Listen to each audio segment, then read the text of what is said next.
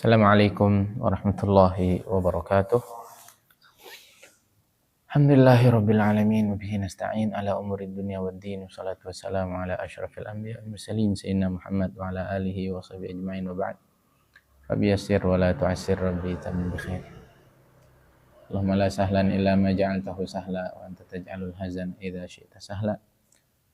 Allahumma alhimna marashida umurina a'idna min syururi anfusina wa min sayyiati a'malina.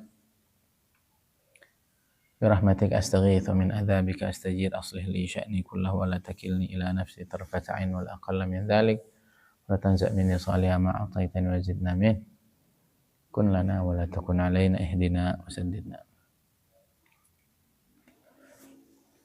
Alhamdulillah, kita lanjutkan kajian kita untuk hari Senin. Saya ada ngaji bisnis dulu sama Ustaz Abu Syauqi. Nanti santri asatid di waktu kemudian deh, karena ini udah jalan 3 atau 4 sesi ya, udah ketinggalan kata Ustaz Abu. Nanti diulang lagi aja Ustaz. Pas dimulai lagi nanti kita buka. Kayaknya harus ngaji semua. Beda yuk auranya, orang udah kaya mah enggak.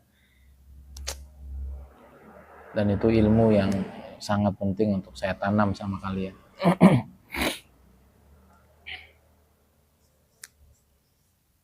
Ya, jadi banyak sekali ilmu-ilmu yang Allah titipkan ke orang-orang hebat yang perlu kita terus cari.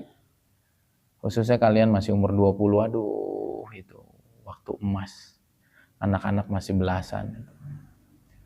Nah, nanti kayaknya tinggal 2 atau 3 sesi lagi, nanti kayaknya diulang lagi. Itu santri asatid wajib ikut. Kalau ada apa-apa nanti ya mungkin saya bantu jelasin juga seumpama nanti nggak berkesempatan, tapi karena kalau hadir besok sebenarnya juga nggak masalah sih,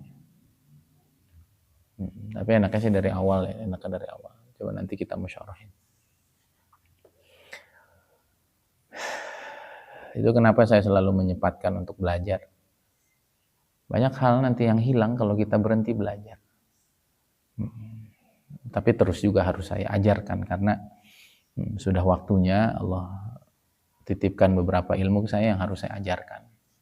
Jadi mengajar tetap, dan saya juga harus tetap belajar agar ilmunya terus terbarukan, ilmunya terus terupgrade, ada mindset dan pelajaran-pelajaran hebat yang ujungnya bisa kita syiarkan. Nah, dan itu kalau sudah duduk dengan orang hebat di majelis khusus, itu baru kelihatan sekali hebatnya. Ya kalau pengajian ahad tuh rame-rame orang ya biasa aja. Ya kalau udah duduk begitu, Allah. Sama. Ya Uzairon kalau bayan luar biasa. Tapi kalau udah ngajar di depan kita, waduh. Kehebatan, keilmuannya, ruhaniyatnya, keluasannya baru kita sadari. Maka kita perlu mendekat di wilayah-wilayah orang-orang khusus itu agar kita kebagian rahasia-rahasia kehebatan mereka. Yaqul mu'allif rahimahullah ta'ala adaman afabih barakati ulumi muslimina fid dharain amin ila an qala al-Fatihah. Billahi minasyaitonir rajim. Bismillahirrahmanirrahim. Alhamdulillahi rabbil alamin. Yaumiddin iyyaka na'budu wa iyyaka nasta'in. Shiratal mustaqim. Shiratal ladzina an'amta 'alaihim.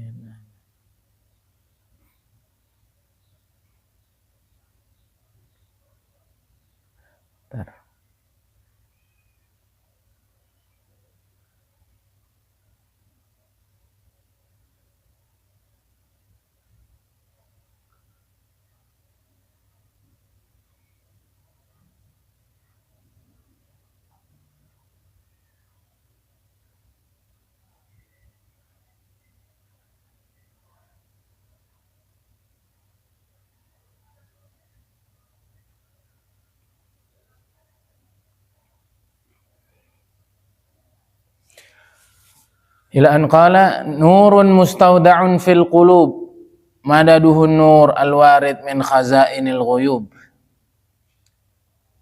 Cahaya yang Allah berikan kepada seorang hamba itu adalah cahaya yang ia titipkan di hati-hati para hamba kekasihnya, para hamba yang dikasihinya. Madaduhun nur al-warid min khazainil ghuyub, yang cahaya itu bersumber datang dari khazanah keluasan Allah Subhanahu wa taala yang maha ghaib, atau dari khazanah ghaib. Masya Allah. Dan semua sudah Allah bagi. Nahnu qasamna bainahum ma'isyatahum fil hayatid dunya, kata Allah. Aku sudah bagi untuk mereka dalam kehidupan di dunia ini. Termasuk rezeki, termasuk ilmu, termasuk makrifat, itu udah Allah bagi. Nah, kita hanya berikhtiar. Kalau kita mau berikhtiar, tandanya Allah mentakdirkan kita untuk dapat bagian yang banyak. Semoga ya. Saya kenal Kiai Uzairon, saya kenal Habib Umar, saya dekat dengan keluarga dalam Temboro, saya dekat dengan guru-guru di Azen. Semoga itu jadi modal. Dan hari ini Allah dekatkan saya sama seorang Ustadz Abu Syauki yang luar biasa dalam urusan bisnis, dalam urusan ekonomi. Beliau baru cerita, saya baru tahu. Beliau itu ketua pengusaha muslim seluruh Asia Pasifik.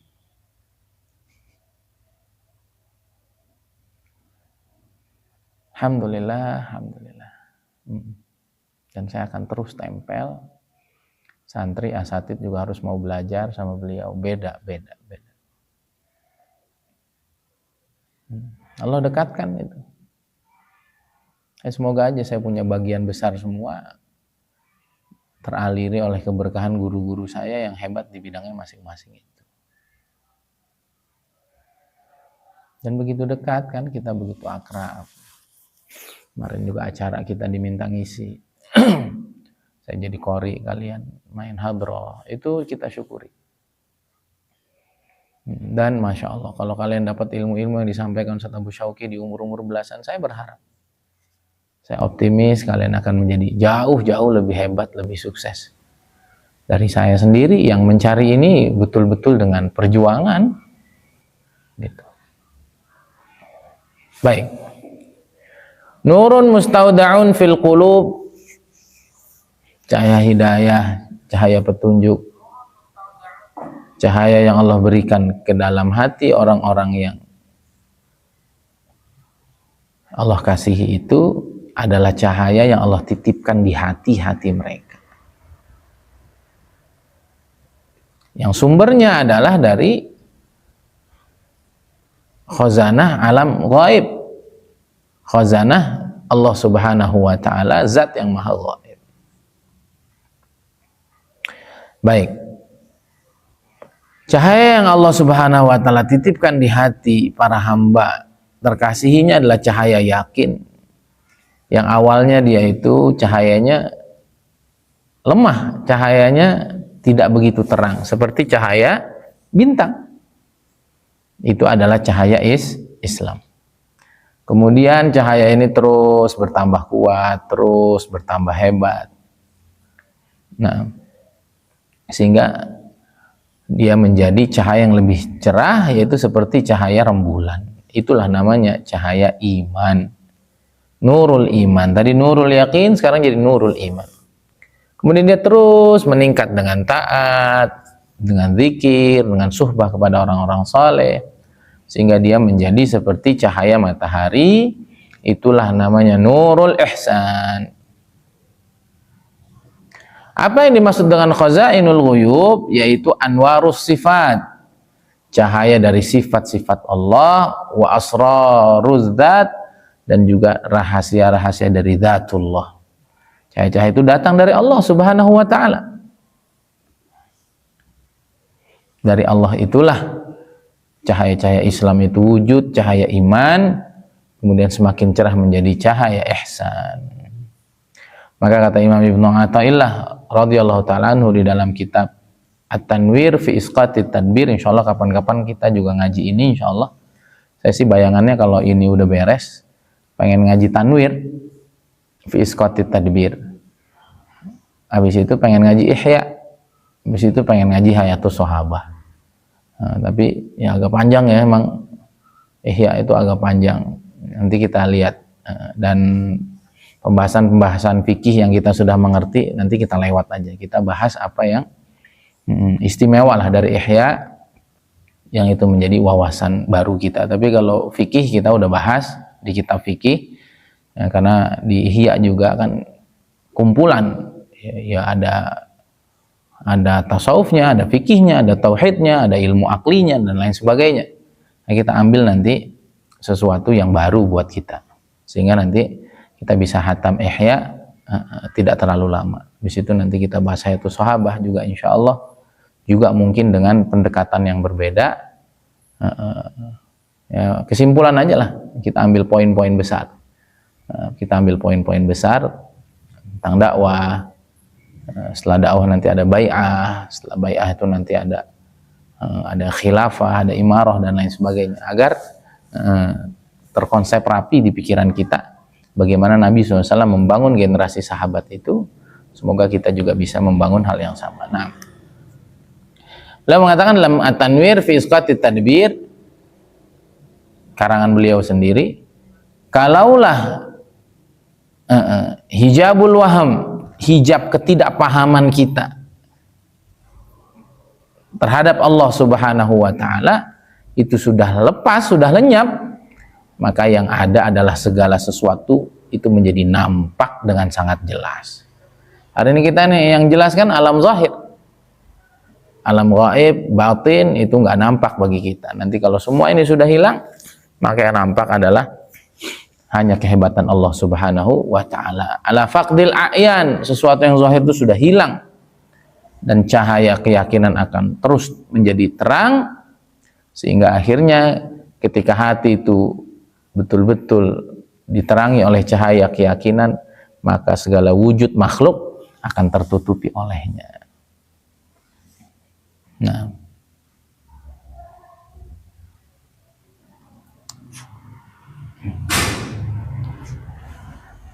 ini kalau ulama sufi itu mulainya dari Islam, iman, baru ihsan. Tapi kalau ulama fikih, di sini beliau menyebutkan, ya, beliau menyebutkan kalau ulama fikih mulainya dari iman, karena iman dulu baru Islam, kan gitu. Orang belum beriman terus sholat nggak diterima, sholat. Orang belum beriman puasa nggak diterima. Ini kata ulama fikih, itu iman dulu, baru Islam, baru ihsan. Tapi ulama tasawuf enggak, Islam dulu. Orang tuh harus mau nerima Islamnya dulu, tunduk dulu, percaya dulu, atau siap patuh, siap tunduk, baru nanti ya yakin. Maka kata beliau, ini dua istilah yang kelihatannya berbeda tapi sesungguhnya sama gitu. Jadi yang dimaksud Islam di situ apa? Yang dimaksud iman apa syahadat bagi ulama fikih. Yang dimaksud dengan Islam oleh ulama tasawuf ya syahadat terus siap patuh sama Allah, kan begitu. Kurang lebih aja gitu. La musyahata fil istilah, tidak ada pertentangan sungguhnya dalam istilah mereka. Qad alima kullu unasim masyrabahum, masing-masing tahu tentang sudut pandangnya masing-masing dan semuanya benar. Nah,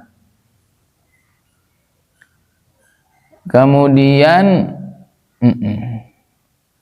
ini kapan itu seseorang itu ada di maqam Islam? Ketika seseorang masih sibuk dengan ibadah zahirah. Ya, dalam istilah tasawuf ini kapan orang itu disebut Islam? Ya dia ngejalanin rukun Islam. Dia masih sibuk ya dengan baca Al-Quran, sibuk dengan gerakan sholat, sibuk dengan syariat lah. Tapi dia belum memahami makna-maknanya, dia belum merasakan apa nilai-nilai dalamnya. Fa idzan taqalal amal lil qalb. Tapi kalau amal ini nanti fokusnya sudah bukan zahir, tapi zahirnya tidak ditinggalkan. Tapi sholat yang ada itu bukan lagi gerakan tanpa makna, tapi dia sudah merasuk ke dalam jiwanya,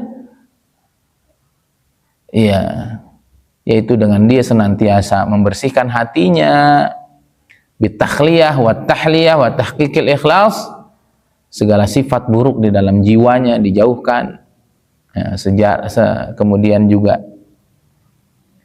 segala sifat-sifat baik itu dimasukkan ke dalam dirinya, dan dia betul-betul mengikhlaskan segala amalnya hanya untuk Allah, maka orang yang semacam ini dia sudah masuk ke dalam maqam iman. Ketika amal itu berpindah kepada ruh, kepada sir, ya, yaitu apa?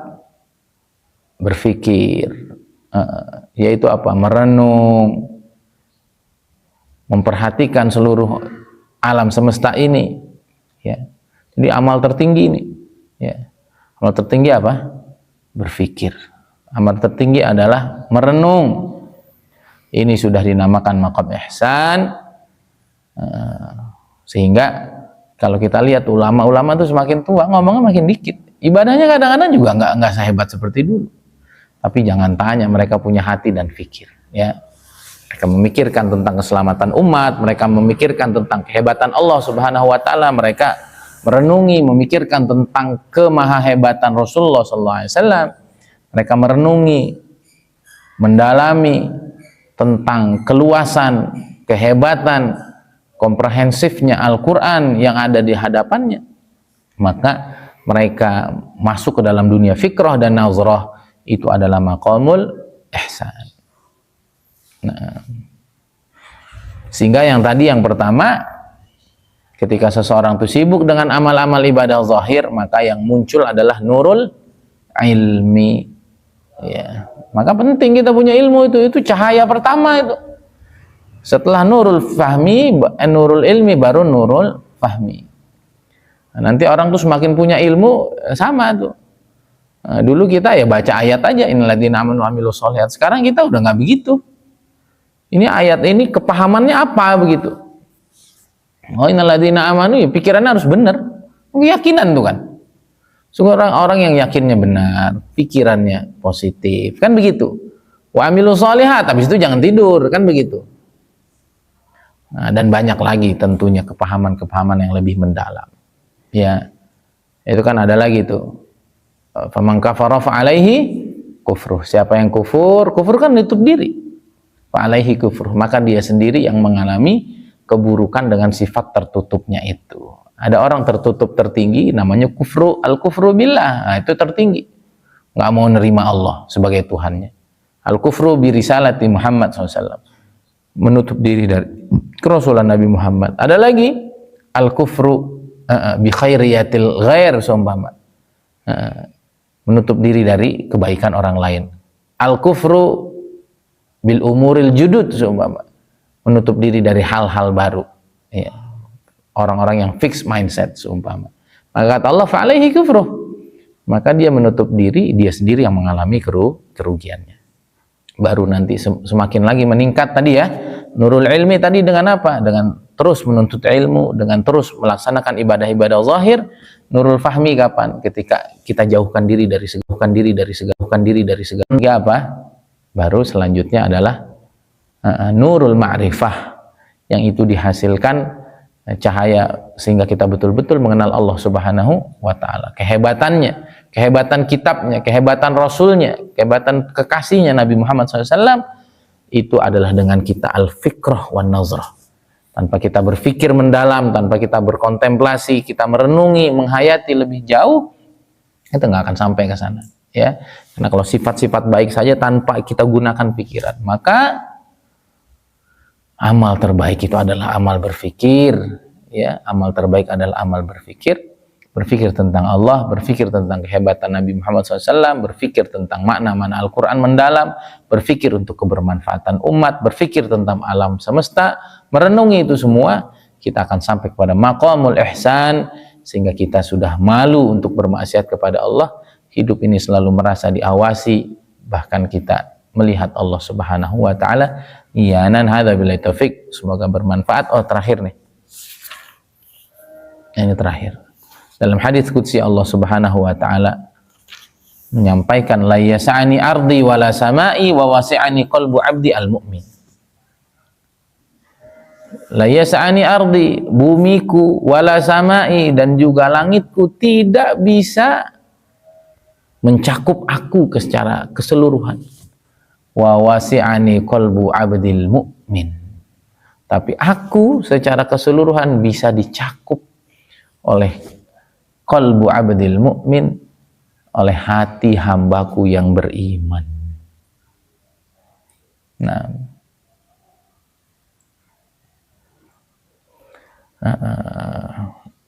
walaupun ini oleh Imam Al-Ajaluni dianggap la aslalahu, oleh Al-Albani dianggap sebagai hadis yang dhaif wal ma'na sahih, yakni, tapi maknanya tentu sahih. Dalam hadis yang sahih disebutkan al-qalbu arsyur rahman, sungguhnya hati itu adalah arasnya Allah Subhanahu wa taala, tempat di mana Allah Subhanahu wa taala masuk di dalam diri hambanya. Jadi dunia dengan segala keluasannya, langit dengan segala keluasannya tidak bisa mencakup kemahasempurnaan Allah Subhanahu wa taala, dan yang bisa mencakup dan bisa memahami secara utuh kesempurnaan Allah Subhanahu wa taala adalah hati seorang hamba yang beriman. Maka kata beliau, perhatikanlah hati yang Allah Subhanahu wa taala ciptakan ini, betapa agungnya, betapa hebatnya. Maka cintailah Allah Subhanahu wa taala, sang pemilik hati ini, yang dia melingkupi segala sesuatu sehingga mereka bisa sampai kepada Allah Subhanahu wa taala. Jadi kita punya hati yang begitu hebat, kita punya wadah yang begitu sempurna, kita punya wadah yang begitu luas, lebih luas dari seluruh langit dan bumi, untuk dapat memahami makna kesempurnaan Allah Subhanahu wa taala. Maka bersyukurlah kepada Allah, maka cintailah Allah yang memberikan kita fasilitas ini. Rugi, merugi, merugi, merugi, merugi, kita dijadikan manusia dengan hati yang sangat hebat, punya Allah yang sangat hebat, punya Nabi Muhammad SAW yang sangat hebat, Quran yang sangat hebat, menjadi umat Nabi Muhammad SAW yang dirindukan, yang diimpikan. Kalau kita tidak menjadi orang-orang terbaik dengan seluruh fasilitas yang sudah lengkap ini. Hadza billahi taufik, semoga bermanfaat dan kita terus ingat bahwa kita diciptakan sebagai makhluk yang sangat hebat, yang mengalahkan seluruh makhluk, bahkan para malaikat.